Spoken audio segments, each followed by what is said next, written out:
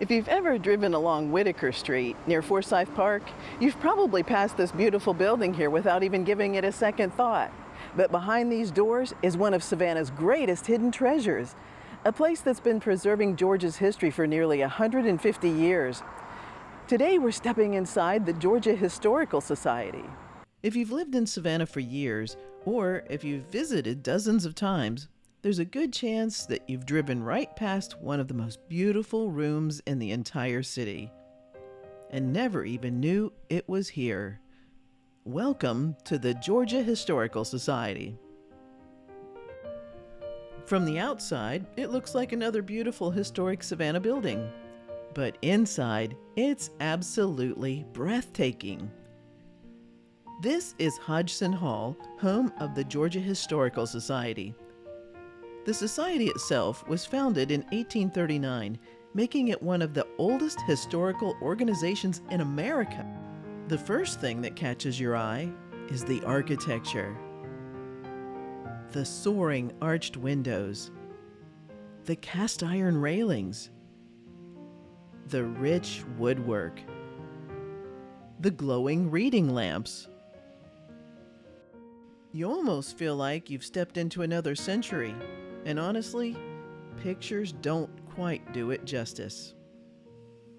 Every shelf holds another piece of our state's story.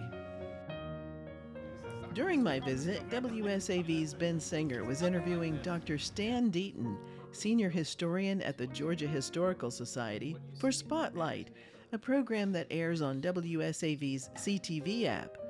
Here's a brief excerpt from their conversation.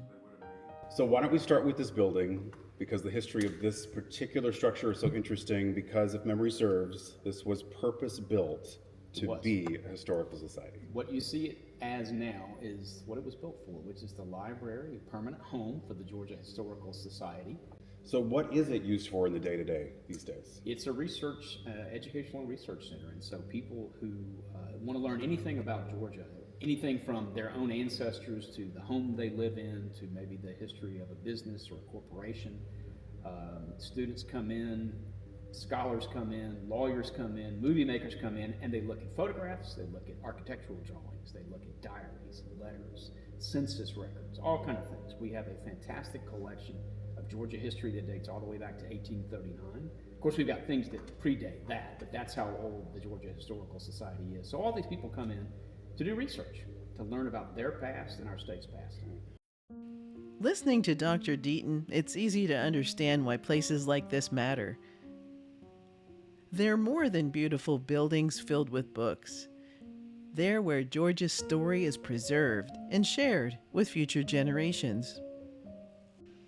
One of the things I love most about Savannah is that there's still places like this. Places that aren't crowded. Places that haven't become tourist attractions. Places that quietly preserve the stories that made this city what it is.